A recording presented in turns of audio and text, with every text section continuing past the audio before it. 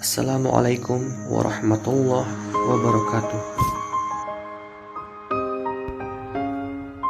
Ajaran Islam itu semuanya bermuara pada akhlak yang mulia atau akhlakul karimah. Akhlak berperan besar dalam menentukan kriteria iman seseorang. Karena itu, Islam mengajarkan etika berpikir, berbicara, dan bersikap sesuai dengan tuntunan agama. Sebagai sosok panutan, Rasulullah adalah lautan budi pekerti yang tiada tandingannya. Ia di posisi tertinggi tak terbantahkan. Bila seorang muslim tidak bisa menjaga tata cara berpikir, bahasa, dan sikap terhadap Allah Ta'ala dan sesama manusia, maka ia belum bisa mengejawantahkan ilmu yang telah dimilikinya. Ilmunya tidak menjadi keindahan baginya, hanya sekedar variasi dan koleksi belaka. Bukankah junjungan kita diutus untuk menyempurnakan akhlak mulia?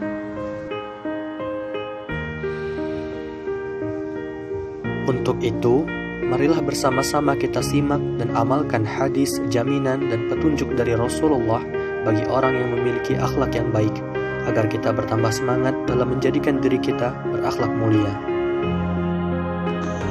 Dari Abu Umamah radhiyallahu anhu, ia berkata, Rasulullah Shallallahu alaihi wasallam bersabda, "Aku menjamin dengan satu rumah di pinggiran surga bagi orang yang mau meninggalkan perdebatan meskipun ia benar, dan satu rumah di tengah surga bagi orang yang meninggalkan dusta meskipun itu bergurau, dan satu rumah di atas bagian surga bagi orang yang membaguskan akhlaknya." Hadis riwayat Abu Daud.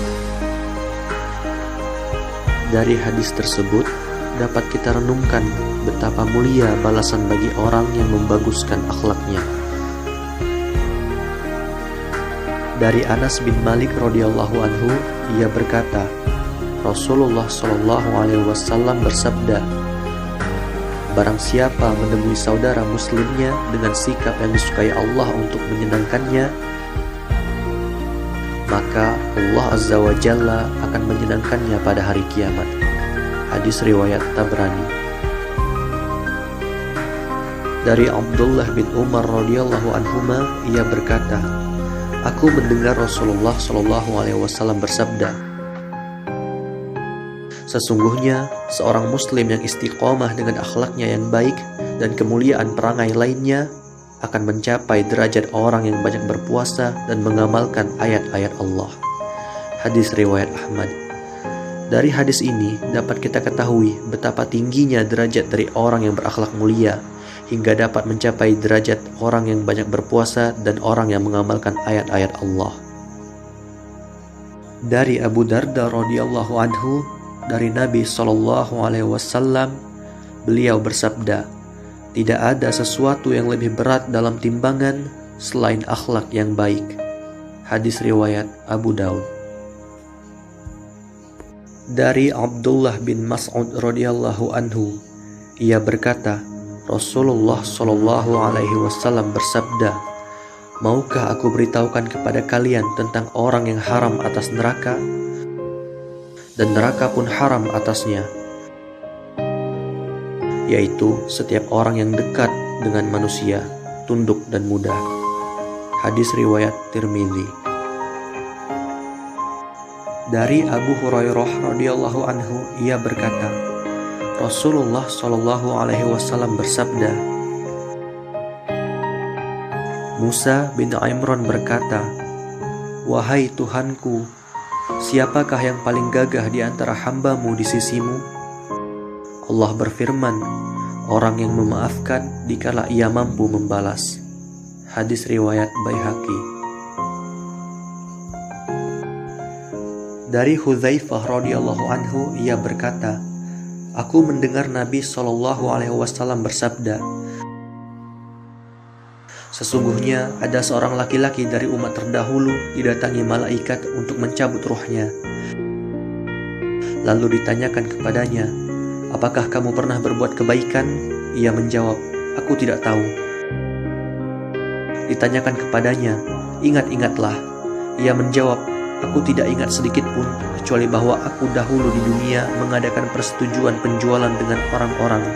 dan aku berikan barangnya. Lalu aku memberi tenggang waktu pembayaran kepada orang yang mampu membayar dan memaafkan orang yang tidak mampu membayar.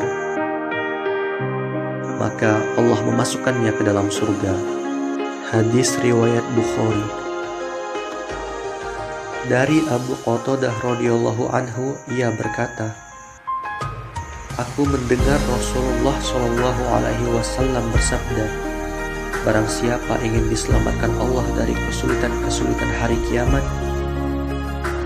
hendaknya ia memberikan kelonggaran pembayaran utang kepada orang yang tidak mampu membayar, atau menghapus sebagian dari utangnya.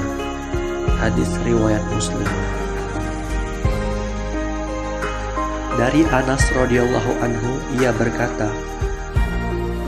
aku telah melayani Nabi Shallallahu Alaihi Wasallam selama 10 tahun di Madinah. Sedangkan aku adalah seorang anak yang tidak semua perbuatanku sesuai dengan yang diinginkan sahabatku Rasulullah Shallallahu Alaihi Wasallam. Beliau sama sekali tidak pernah berkata hus, dan tidak pernah pula berkata kepadaku, mengapa kamu lakukan ini, atau mengapa itu tidak kamu lakukan. Hadis riwayat Abu Daud.